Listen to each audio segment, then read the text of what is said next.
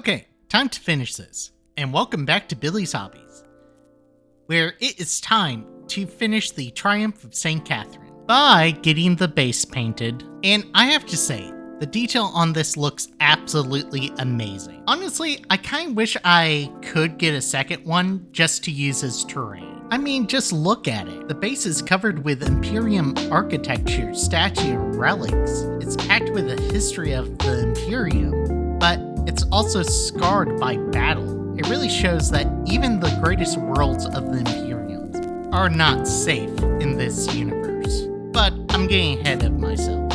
Let's talk about the battle plan. Okay, so I do like the way Games Workshop got their Imperium symbol painted, but I don't like the way they did the center of it. So we're going to paint the whole thing brass, but in the center, we're going to do the marble effect that I've kind of demonstrated on my statue of Saint Celestine.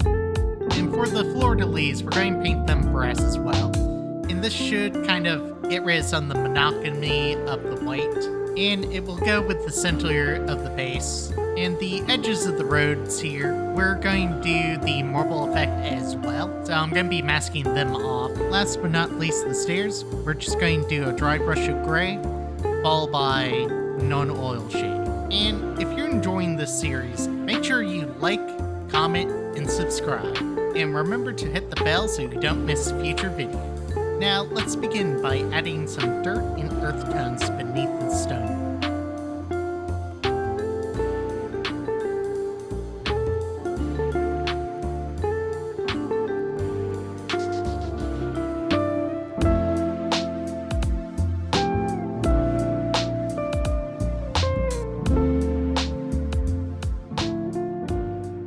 Now, we're going to start with the first layer of our marble effects by using dark gray, or Adeptus Mechanicus gray if you're using the Citadel paints. And while I'm working on this, let's talk about why many people are running the Triumph of St. Catherine in their armies. The answer is simple: the aura abilities.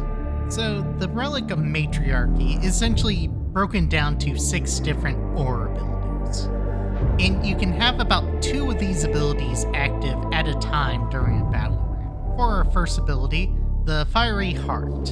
While a friendly Adeptus Sortis unit is within 6 inches of this model, add 2 inches to that movement characteristic and add 1 to the advance and charge rolls made for that unit. Next up is the Censer of the Sacred Rose. Essentially, any friendly Adeptus Sortis within 6 inches of this model can reroll Battle Shock test. If you ever ran a game before, you kind of know how important that is, especially if you're going against heavier enemies like World Eaters or Death Guard. Okay, I'm going to try to pronounce this. Simulacrum of the Urban Chalice. Essentially, models within 6 inches can perform up to 2 acts of faith per phase instead of just 1. Really useful if you're not using the Army of Faith. I'm not really sure it will add an extra one to that. I'll have to look up the ruling for that. I'm kind of curious now. Comment down below. Man, this is really giving me all the tongue twisters. Simulacrum of the Argent Shroud. And for this one, models near this unit, anytime they make a range attack, you can re-roll a wound roll of 1. Okay, there's only 2 more. 2 more. Let's see if I can get this one. Icon of the Fireless Heart. As always, 6 inches from this model, and friendly units have Feel No Pain 6+ ability. I'm not going to go into it too much. Feel No Pain is a completely different ability. It should be on most your frontline units, like Arcoflagellant, the Sisters Repentia, and also the Penitent Engines or the Mortifiers. Okay, last one. And I can actually say it.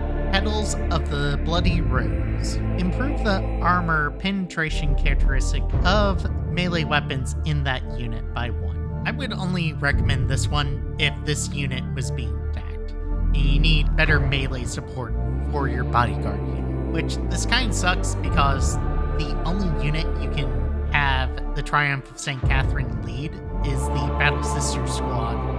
And it's not really the best squad for melee encounters. Okay, bonus one, Solemn Procession. not really an aura ability, but each time you gain a miracle dice at the start of your battle round, if this model is on the battlefield, instead of rolling for it, you can just have the value of that miracle die be 6. And that is really good when you're running Adeptus Sororitas. Those miracle dice, I can tell you right now, can make or break games. If I could count how many times one of those miracle dice have probably saved me in a battle shock test, it would only be one hand because I've only played 3 games in my life. Before we move on to our next step of the marble effect, we are dry brushing some gray onto the stairs to help bring out some of the details, giving the stone more definition.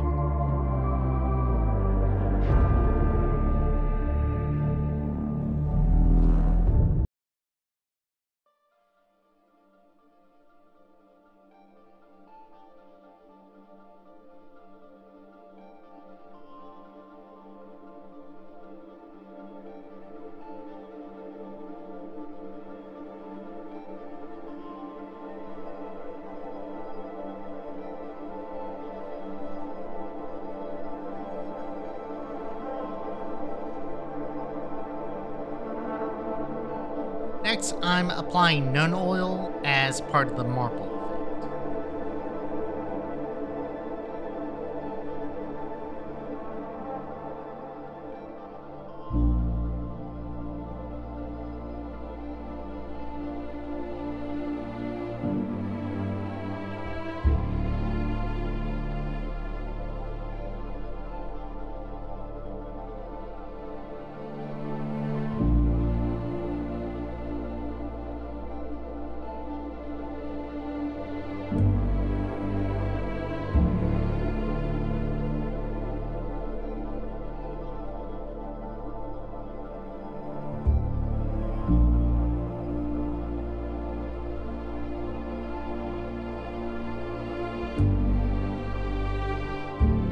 And once that dries, I'm stippling on a lighter shade of gray.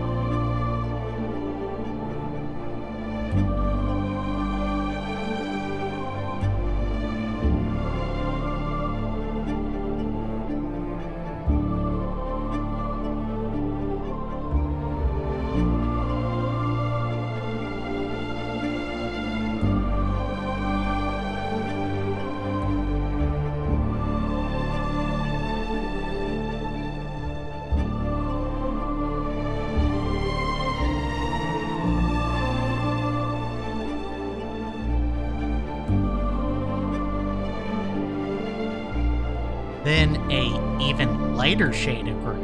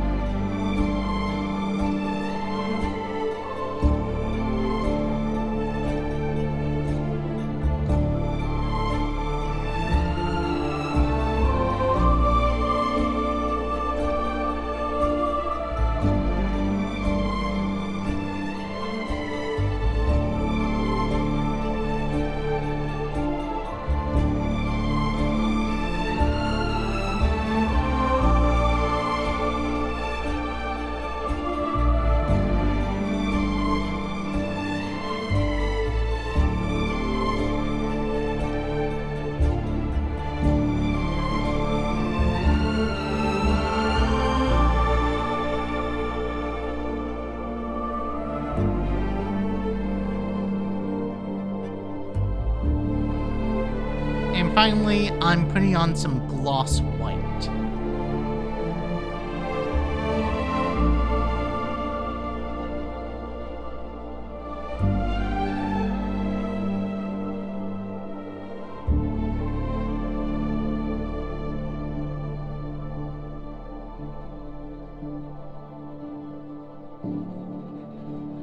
Now it is time for the veins in the marble, and for that I'm using gloss black and carefully painting thin lines across the stonework.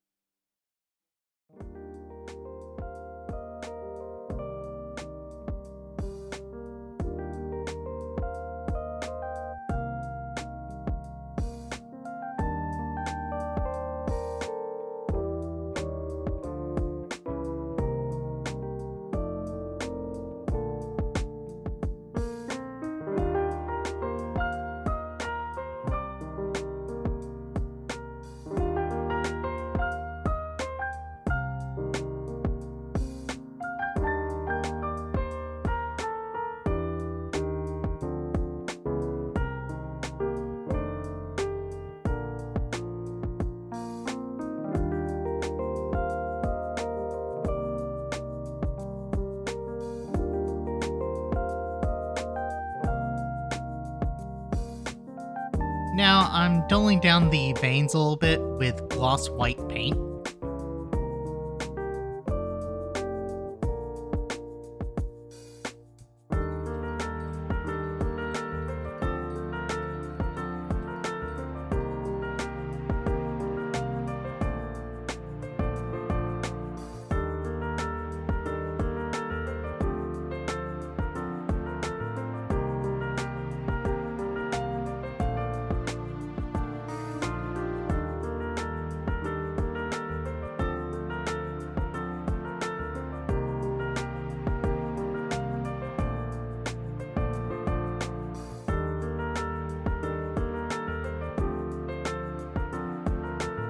Okay, I think we're done with the masking tape now.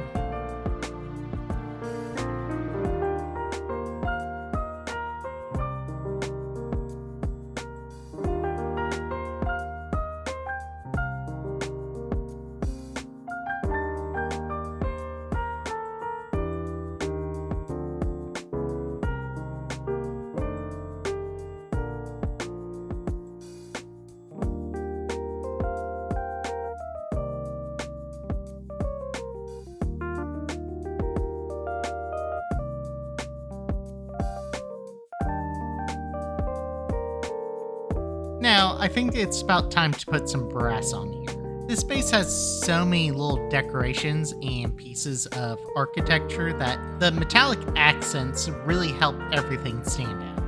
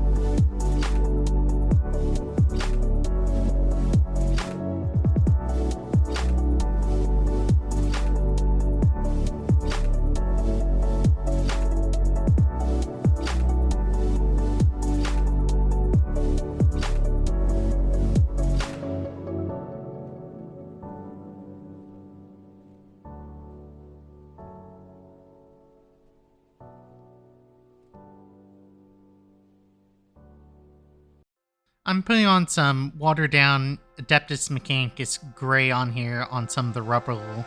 Just trying to identify some of the other obscure details on the stairs.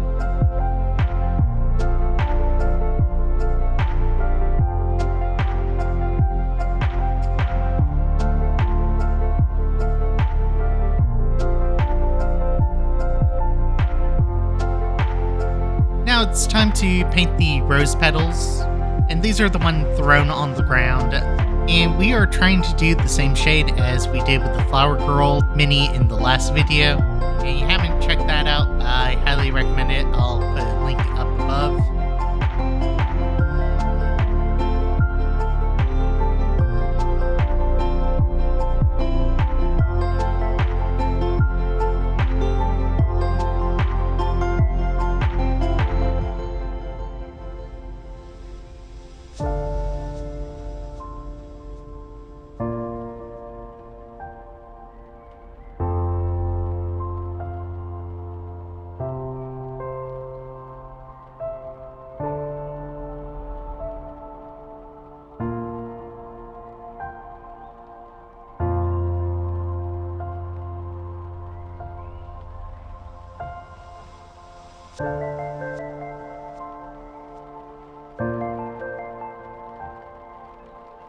And now we are doing the washes.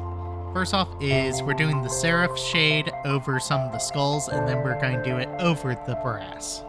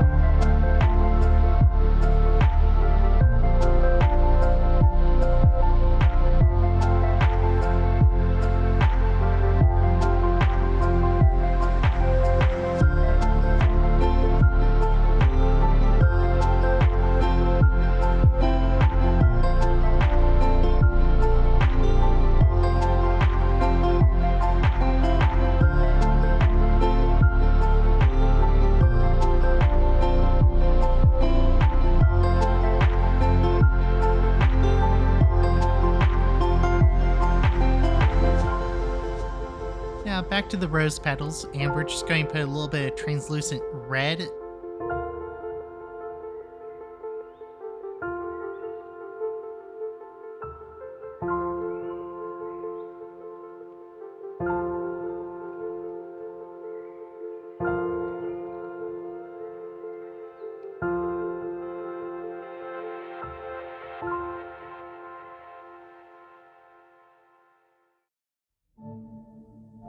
And with this, we're just going to focus on the tiles, or I guess the tiles on the road.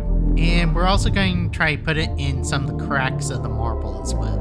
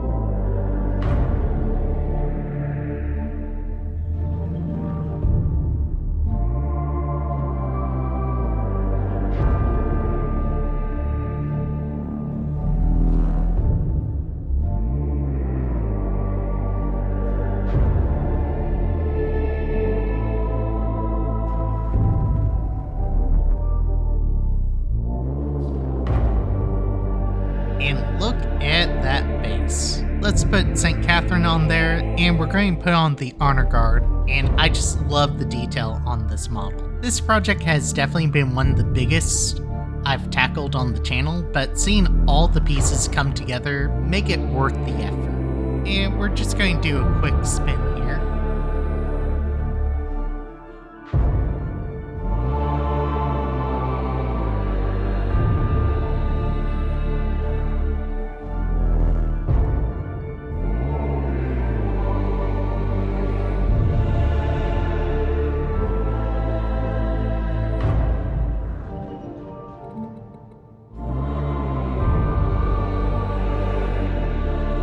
Let's do one more close-up of St. Catherine before showing her off with the rest of the model. And here's the model with the rest of my army, or at least the foot soldiers. I got the battle sisters in the background, and I got the Celestine Insidiants. Just because I think I did a better job, I worked on them a little bit more. I just think they go with St. Catherine a little bit better. But the real question is, who wore it better?